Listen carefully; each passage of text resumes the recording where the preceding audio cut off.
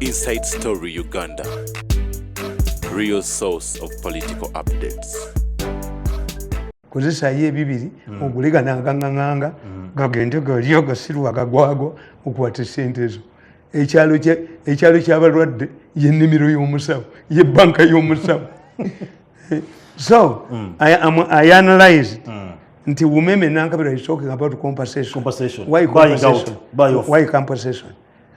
What happened to Leah where the president invested $400 million?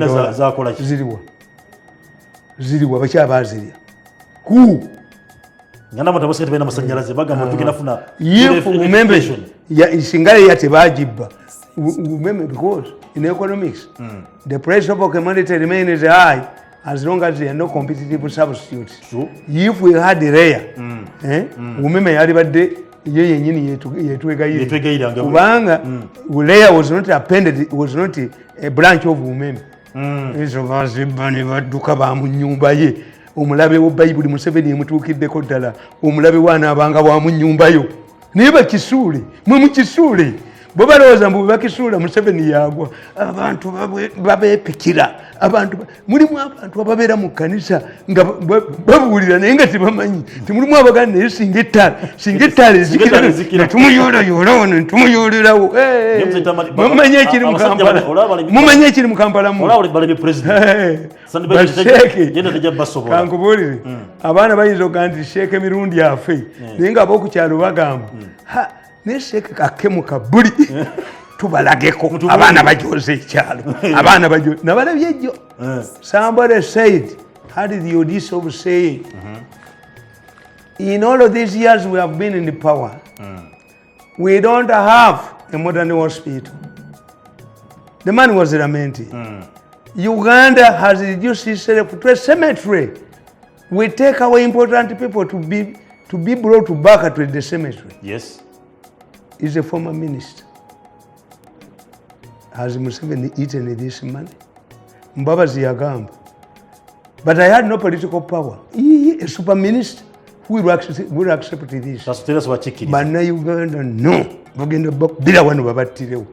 Bagenda ba nzembabuli. If you have a chance of one of you who can be marketable, mu marketing instead of fighting. Nabalabyenga bagamba. By the way, naye mugozi nakamuwadde. Zesimulabanga ko naye namuwadde akaddomo. When he went to Kigali, and they met Kagame 1-to-1. Who was there? Did the father participate on the Zoom? No, that's important. The family must have been involved. The family, did he go to did Muhoozi go to Kigali to ask for milk, the price of milk, on national issues? Why do you want? How, in what capacity would you, younger man, be going? Was it a representative of two families? Arrogance, stinking arrogance. Muchiwe baba bire wana emigo mugirabe nagenze nentunulira nti ngenda nembatunulira nembalaba nalabye group eri ewasale nti yanuupu abaana. What happened to poor youth bumwaba wa sente? All of these people have been crossing nemuba wa sente. It depends.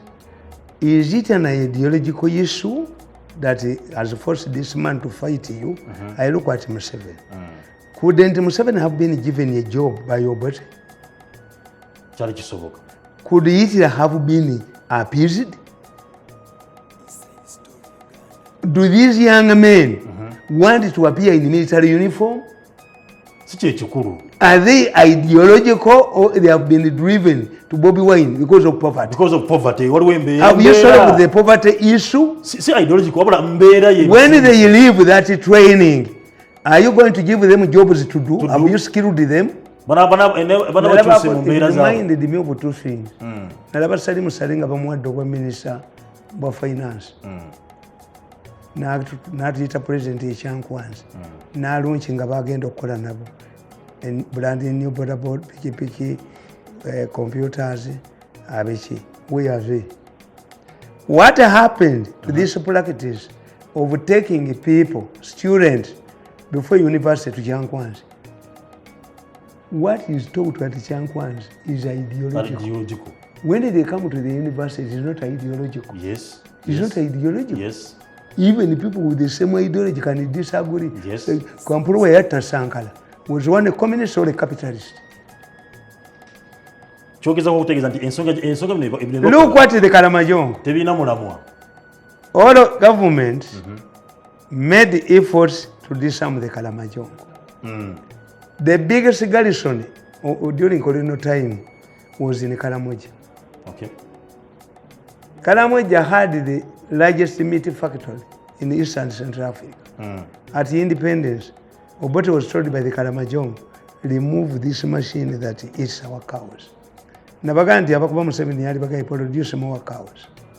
The gift Obote gave to the Kalamajongo. Kakati mu 1983, rampant Kalamajongo rationing. Obote was taken by Chodre, one of the most powerful people in Kalamoja. Chodre. Kati bwatuukayo n'agamba Obote ti omusajja ono ye heedi w'abanyazi b'ente ne bamwambaza t-shirt ya UPC n'abagamba wiraka water in Kalamoja. Obote n'amuwa t-shirt n'amuyingiza ne mu UPC. But cattle rationing was not solved. Because the Kalamajongo man was not fighting to get a UPC card and a UPC t-shirt. It was there was a more problem. Badira boa holes. The badia pipes are boa holes. Abakalamoji. Never call them. Because the boa holes could only work and after the question of security was addressed. The UPC party card could not work because it had no solution. Likewise, atebe kinategerekeka nti in order to access Salezi ear, you must send okulosinze bagende babakole ki. Kati njagala nkubulire mu Busiraamu omukazi akyuse mu ddiini akola ki? Omusiraamu? Mukazi omusiraamu n'akyuka mu ddiini oba ayingidde mu ddiini bulombolombo ki bwe mukola akomolwa? Takomolwa. Kakati kyenkubuuza omwana yeefudde owa Nuupu n'ajjana alya emmere buli naku mu kampu yaabwe alya ekyemisana n'ekyeggulu bamiitiizi balaba emmotoka ezigendayo balaba ki nabaga nti mmwe mulekerawo okutwala abantu mu Western Uganda abavudde mu Wotoni areas. One of the reasons why Obote hated Baganda yatuuka mu Buganda ng'eri relatively developed. Obote n'agamba we shall have two Ugandas. Is relatively developed Uganda, another one, which has happened. Italy, north is developed, south is not. Germany, east is not developed, west is developed. Obote n'agamba nti what do we do? Tukuba Abaganda tubakole ki? You cannot explain it to a man who has come from Wotoni area, northern Uganda. N'ogamba nti fino president yamobilizinga abantu bayina sola bayina amazzi mu nyumba bayina ki. Somebody will ask, why has these people technology not transferred to Kisozi or to Kapeka gyayina farm? Bavaayo ate bali angadi nnyo. Fe Abaganda Omuganda tatwala muntu mu maka ge. Fe tetulina so busy by'abano baana. Omuganda alaga Omuganda ayinza okuzimba ku luguudo. Alaga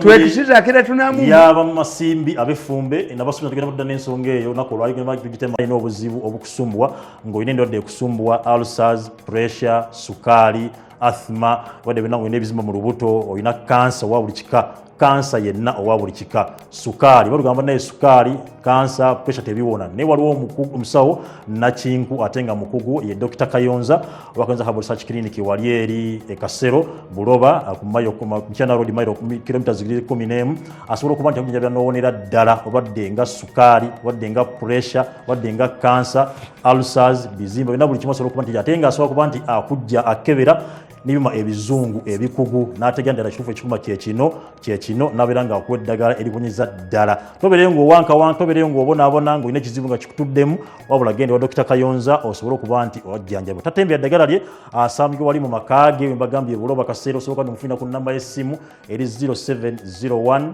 877 116 0701 877 116. Abantu bangi bavudde ne banga bawo obujulizi nti bajjanjabiro ne bawona. Bavudde mu Tamale Mayanja, bavudde mu mawanga gatuliraanye, bavudde Rwanda, Burundi, Kenya. Nsindiseeyo omuntu ku makya. Kimutwalidde essaawa ezi 3. okumulaba nga kinga obuzibuli luddawo nakuba essimu naddamu naago ng'abantu bangi nga line eri wali eri mpanvu kitegeeza omusajja akolera ddala ebyaddala kati ge munauganda aliyo ngaolina obuzibu ng'obwo gendayo can you deceive a group erimu bantu tekisoboka kasita obeera mulimba they test it ne bakivaako that's why mu Uganda ate mulimu gundi higher purchase mu Uganda temuli higher purchase ate ekiri fake okikutundeko higher purchase bano bakugulisawo ne badduka emisinde. That's why I ask you, why should a buyer trust a mobile mutembe with no address and fears to enter your shops? Abo Kampala akiri tebagirina. Why should a person trust a mutembe who is mobile, who is not traceable? It means mutembe either the two are equal or the mutembe is better. Is better. Kubanga anybody would have twabisomanga mu commerce. What should a company have? Office. Kakati why should batembe threaten abali maduka? One would tell me Mutembe because of his costs, operation costs, he said it's cheap. Two, but this one, to sell cheaper things, when I cannot trace you or go back. Kakati mubalaba abantu abo tebalina research. Omanyi kakati abaana b'amasaawa abo badde bakola nnyo ssente. Abatamuza amasaawa. Lwaki? Mu KCC yakwata abo bokisibwa bakola amasaawa tebaliimu. They are not in Kampala. Kituufu. As if essaawa teziripairing. Kakati omusajja w'essaawa akoze eki mu Kampala? Akanika omusajja atudde wakanika essaawa. Addugazaawo akola ki? Addugazizaamu ki? When I went to Washington, I was walking through Washington. People shouted at me, Mirundi. I found hawkers in Washington on Sunday. They had come from Mukono. From Mukono? Yes. Now, Washington, go to Ethiopia. The rich coexist with the world.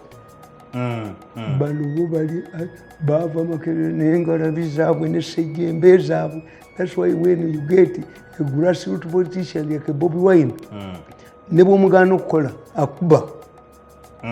Kubanga series agenda mugaza. That's what ayogera nsonga zirimu abantu. Zirimu abantu akuba na akujjawo. Yes, kubago boyina babiro kulati. Kituufu. Buli kimba kinoonyezamu kubbiramu. That's Museveni's challenge. To get grassroots politicians. Tabalina. Nimbutufu ina limtena tena grassroots data you don't have tuina betwita politics politician tuina ba Mirundi echi esatu tuina betwita grassroots politician nebe elite nti you can get an elite a professor who cannot converse votes era fe mu Baganda bakugamba abagezi tebakola wekiri abagezi abo tebakola professor tabangula kalungu tebakola. The only professor who won an election in Uganda, there were two. Sebufu in 1980 because DP was a wave, like a noob. The second person to win, a professor to win an election in Uganda, because he reduced himself. Yasoka kwejjako bwa professor n'afuuka kazanyirizi ne bamukishinga n'abafaanana. In 1961, during the Buganda election to the Ruchiko, Professor Senteza Kajubi, a celebrated professor, was defeated by a man called Nseri Betia. Nseri Betia was a tonto sera nga n'envunza zamulumu. Yaratunda tonto ku kyalo. Mayanja Nkanyi bagamba mu 66. Mayanja Nkanyi told these people, don't attack Obote. Muleme goba government ya wakati ku ttaka lya Uganda. Ne bagamba kabaka yakola ekibi. Akasajja ne byekwogera tibitegeere. Mama yanja Nkanyi yali asomye diguli 3 mu emu nga ziwe genius bokka. Abuma yanja reduce himself tukatemba to be in Mengo. Ne bwe bagendera nkasa teyagenderako. Okay. Obumayanja was the Minister of Education, ate n'abeera chairman w'akakiiko organizing obululu bwa Buganda. Yabba obululu okukamala. Yasooka n'aleeta etteeka. Whoever complains about elections must deposit 45 shillings nga tannawaaba. Ng'ani azirina. Nga tebazirina. Anti pound yali mu siringi 2. You had to deposit pound 2. Obubbi babumayanja. DP yagiyitanga Democratic Party. Diini ya Papa. Ate n'agiyingira mu kintu. Yali akuba. Kakati amayanja naye yafuuka akazanyirizi. Okukakkana mu bana abakole ki? Abafitingemu. Nambooze yareizinga ssente bazidde sensi bambi. Eyalwanirira ate obwakabaka nga Nambooze wa local defense. Mwe Nambooze yali kwa local defense. Nga traininga mu Burundi. Nga traininga bakadasi. Yes. Naye bansi bambi nebamudisa sente ze eprofesa era nsi bambi yagamba lumwa nnyo kyenafannumwa eki Professor Semakula Kiwanuka, the professor of history, Museveni amuyita atuula n'abaana aba Buganda 72 hours bajjayo federal bajjayo gundi regional tier bayogera ku CBS muzzukulu wandugwa yateesa nnyo n'ateesa nnyo ng'atulemesa ebyaffe. But Semakula became a professor of history at the age of 27. Semakula twasomanga history nga bwe bayagala okubalansinga ffe abagezi osoma Semakula n'osoma ne Kalugire to balance. Yes. Naye Semakula alina gy'awangula. Ate waliwo. Kandi Semakula winning Buganda. Talina w'asobola kuwangula. Yes. The societies katuzimanyi tulina be tuyita ba coffin image politicians bakakoza mutala bakubi b'embooko okuva kakoza mutale Museveni lwe yamugoba the results za NRM ziri ku decline oba wansi zikka busi abo tubayita ba coffin kasiri eggwanga nzija mmwe nzija abalume eccupa abo tubayita ba coffin image politicians elite politicians grassroots politicians. Kati atenze ngatta byombi. Take me to the university. Yonna mbigatta. Mu grassroots nkukuba n'odduka. Ku university nkukuba n'odduka. Because I'm knowledgeable. Nebino ebyokunywezaamu. Okube ngumisiva mu bbaala. There are times when I put on a mad mu bbaala notakula. Notakula bbaala. Nfunga bufunzi gundi. Kyova abantu group eno nenjimala lwansonga. There are times I can put on a madman's face. Ndio nomuwala nvumye mukuba. Bakyala bange ne bagamba, why do you engage? Kati yetonze. Yes. Waliwo ntekako gentleman's face. Nonninyako n'ogenda. Waliwo neetaaga face ya madness. Tolese madness kankubene madness. Kyovula banomba kuyi. Nimze Tamale njagala kukwebaza nibanega njala begatteko ku bantu tusima Mzee Tamale kulo mwengu akoze okuba organic case nze wayogera ku nsonga nogera ku malwaliro agamagerega gakudde jjembe mu kubanja bafa eddwaliro muli wayogera ko lyali kiruddu era buli omu yali amutandikye bwogenda ekiruddu twali ekidunga bwogenda mu ddwaliro maasogera yenyini nga waliwo business ya coffins nga zikwaniriza ne nayisega ekiruddu recently Mzee Tamale nga ne coffin business esinga zaggalawo tebakyafanga bafa kati laba ono omujinga ono musiru you see amawulire gano gafudde nnyo I'm happy and I'm going to start airing meetings zenfunye mu monitor. Monitor is a command center of evil ngenda bakuba obutambi. Look what this man editorial expedite global efforts to fight organ trafficking. What is he saying? That the government must bring a law. They are talking about a law, but because the people who are trapped in this organic case are using this man. When did you start talking about the organic case? They were given 10 billion. The media in Uganda, including the so-called independent media, 10 billion. Basirike, organic case ebirenge etambula. Kakati baagala okuleeta etteeka. They are lawyers. Nga kakaabi. They're in a meeting. These people in a meeting. Fulida kakona. They are in a meeting. Bali mu meeting bakulaba. Satellite emaze okundaga. They are in a meeting. Yes. Nero mujjompeko nanginda mbalabe. They are in a meeting. Okay. Kaweereza okuveeka ne kagamba. Mwine bagamba. Baga ebyuma Museveni yabina yabiteeka mu barracks. Ebyuma biri mu chaachi yange. Biri mu chapo. Naye yasooka okugendayo gwe baatumayo empologoma yamukwatiramu. Owokubiri ne musanga nga timba muzinzezi. Waggule na kati. Free entry. Chaachi yange ezigule. Free entry. Ebyuma Museveni si yabina. Teriyo. Bino ebyuma singa Museveni ebikwata n'abiwa omuntu baali muguze. Nze bajja from Burundi, Kenya nga befudde nga bagala kubitwala obambalagirire. Abo bennyini bemulaba ne bagamba tukuwe ssente Museveni omuwenga bifu. Babaatula ne bagamba nti if we remove these machines Museveni will handle bali babyagala gundi ababeera nabyo kakka oba gundi oba kandiho n'abiremera. Kakati professor is a good professor but I don't know him and he has not written. The person who was helped this country that professor kubanga bamurespectinga nnyo. Yesterday, the other 2 days ago, I was watching him cooling down a man. Don't talk much. The more you talk, I'm a psychologist. Ngakawa. A very Allah bwako. Ba! Jova demu bire. Ngo joka abantu banyako. Bwako kakanya kutaka. Wanuka bubinyo. Better than akujjawo. But I was watching the professor. Professor yabagamba. Baleta proposal. Let us buy the people who are operating on these machines. Uncle Simon abaganda kakitegeera nti mwaguze abantu will become brutal. Baganda tubitumye gundi abijjeyo ono akulo. Baganda whose machine are these? Za Museveni temuyinza zijjayo. Ne banteekako abantu babajja na military intelligence 13 ne balemwa. Bagenda ebuziga have a family there.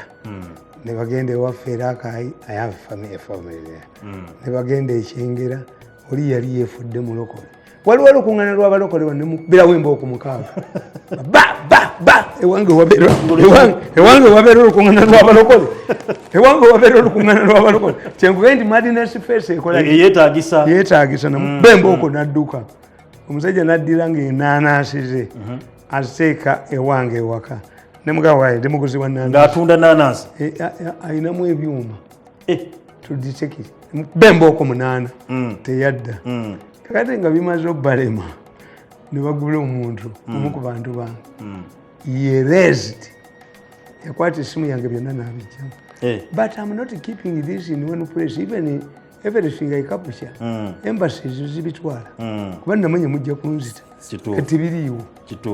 Mbiyina era bye mwamuguzeeko ani nabawulira nga boogera.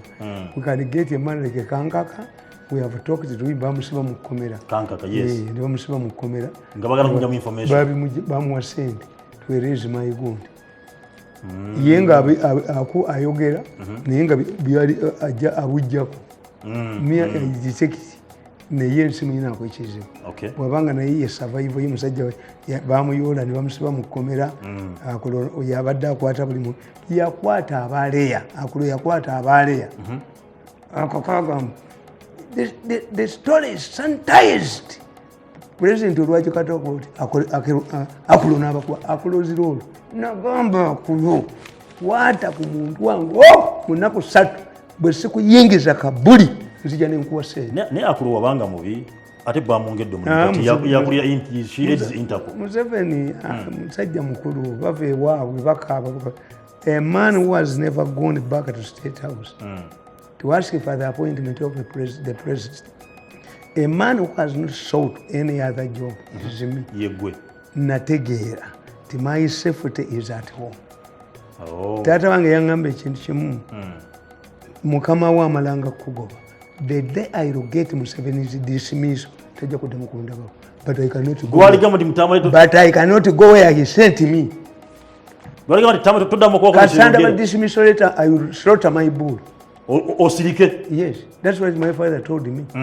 Olekanga mukama wo nagoba ku nakugoba bugobi tewegobanga tokolanga fule ekiriivu sigende emyaka 8 you don't go there they cannot go there no it will be expedited that appointment. Okay, tujye ku organic case eyo kakati organic case baje handlinga bubi balowoleza mu ssente era bazibabyeko nyingi billions baloya abasooka babalyako millions of dollars asatu.